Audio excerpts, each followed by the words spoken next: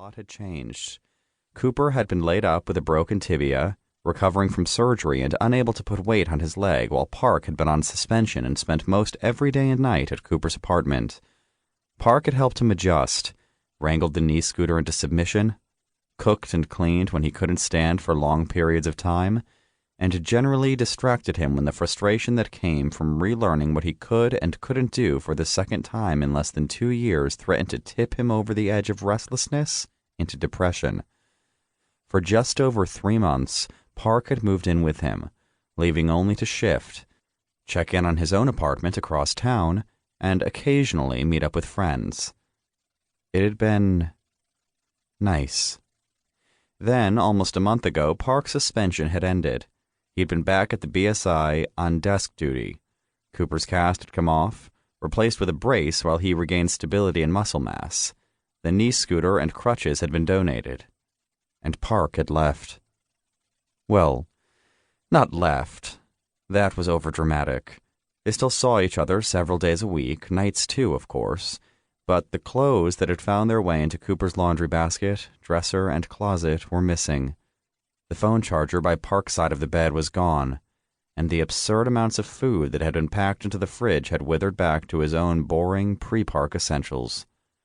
Listed together like that, it seemed silly to be upset by such little things. Not that he was even upset. He was just... Well, anyway, he'd needed time to relearn his new reality. Again. For the 3rd time now. Almost as if Park's absence was as disruptive as a broken bone or a shredded gut. It didn't help that Cooper himself wasn't back at work yet himself, or that when he did go back, he wouldn't be partnered with Park again. News of their relationship had gotten out after Jagger Valley. How could it not? Every official communication was carefully uninterested about the private lives of their agents, but reaffirmed their stance that BSI agents engaged in a personal relationship could not be partnered together in the field. As for the unofficial response, Cooper was sheltered for most of that, but he hadn't exactly been Mr. Popularity before. "You're overthinking it," Park had said when Cooper had grilled him on the minutiae of his first day back in the office, looking for any clues that the hostility and suspicion Cooper had acquired from the nightmare of their first case together in Florence had been transferred to Park. Why would she care? Why would anyone there care that we're dating? I don't know. Maybe nothing. Park had kissed his nose. We're not that important. He wasn't wrong, but that didn't explain why Park was still on desk duty and without a permanent partner a month off of suspension. Cooper's gaze snuck back toward Park in the driver's seat. He had his old, classic neutral mask in place. But after months of living together, Cooper could peek under the cracks and decipher hints of exhaustion, tension, and something like worry. Worry about what? Work? Seeing his family again? Or something else entirely? Whatever it was, Park wasn't talking.